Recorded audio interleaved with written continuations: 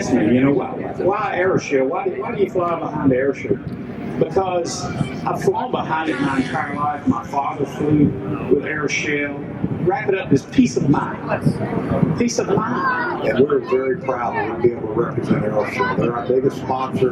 They've been great to the team. It's a proven product. I've flown so many hours behind it. It's one less thing I worry about. One of the most important things is safety, because for years we've used Aviation. We'll continue to do so at this time. We use the Aviation W120, which has been a fantastic oil for us, and it's just got great properties and the lubrication that it does for the engines. We never have. So we push the engines pretty hard. They build a fantastic product. Their engineering department, the formulations that they come up with that oil and the grease that we use on the aircraft are better than anything in the world. Might get her ready.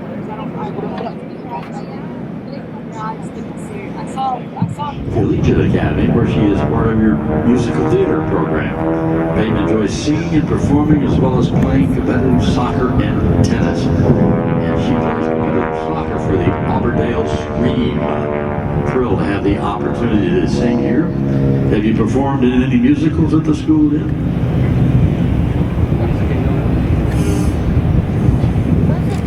So we're looking now with Gene McNeely's Making the Smoke. It's a tradition at air shows to do this. Here comes our first jumpers off to the left. There's the first two of the commandos in full combat gear, including the sights, which they should drop about 100 feet above the ground. Let them hit first so they don't have to carry that weight with them to the ground. You see in between their legs. And that gear sometimes weighs as much as the jumper himself. Exactly. The flag is out. Yeah, okay, the flag is out. Ladies and gentlemen, would you please rise, remove your cover for the singing of our national anthem. Oh, say, can you see by the dawn's early light what so proudly at the twilight's last gleaming, and bright stars through the perilous fight, o'er the ramparts we watch, were so gallantly streaming, and the rocket's red glare, the bombs bursting in air, gave proof through the night that our flag was still there. Oh, say does that star-spangled banner yet wave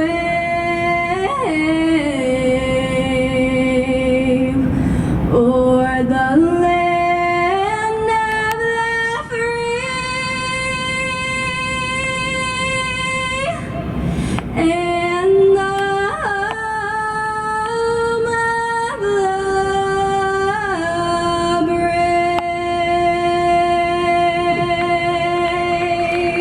Thank you, slot pilot with the Aeroshell Aerobatic team. That team now in their 32nd year, I think, of working together. And Gene has been a long-time Reno air racer, now doing some solo work and working out at Reno still. But as we see the C-17, I want you to look at this airplane. You know, we're going to see a demonstration of this, but as we watch it land, those of you who are watching on the web, look at the size of those engines.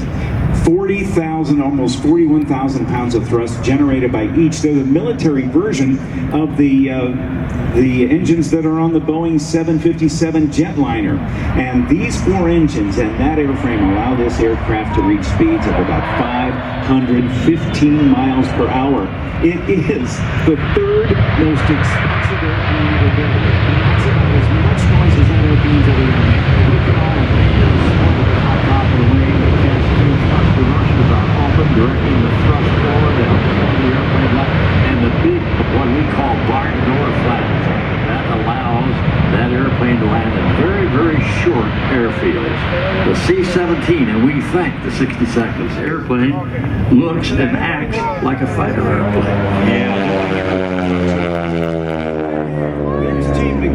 You got to. The noise of that is from the propeller, not the engine.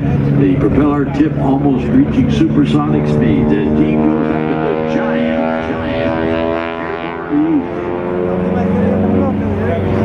call this because that's what the early barnstormers at Aviation did. They would fly in over a town, do a loop or two, land in a cornfield, and for $5 they'd take you for a ride in an airplane. Big loop. Gino comes back now for what we call a half Cuban 8. I want you to watch him as he rolls the airplane right side up now on the way down. He's going to cross show center. Back on the stick once again. He's going to do the same thing on the right. Once he comes over the top, he'll start down the backside. He'll roll the airplane upright. And that will be the completion of Cuban 8. An 8 lying on its side if we didn't have a lot of wind.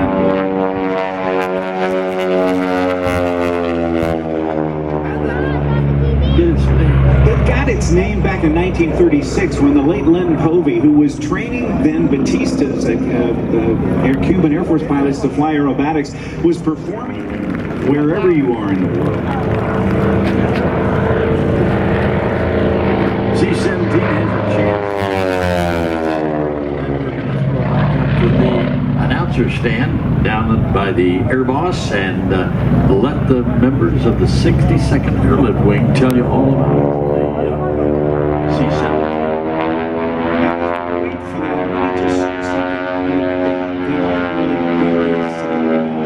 And I had the opportunity and was approached by Flying Magazine last May by Lisa DeFries and Julie Boatman. They said, we would like to do a podcast. And they decided they wanted to do it by Gene McNeely. And he did the same thing in the opposite direction. Nobody had ever seen the maneuver before, but the smoke did carve an 8 lying on its side in the sky. When he landed, they said, what was the name of that? Spanish, Ocho Cubano, and the name stuck since 1936. Gino is sponsored by Tempest. T6 is powered by those Tempest spark plugs. And for more information on Tempest spark plugs and other Tempest Aero Group products, visit them at Hangar C, and also by Honda generators. If you are in need of some generation, whether it's in your shop, your home, or out in the fields, Honda can do it all. Here comes G back once again with the smoke on. Right. And a little later on.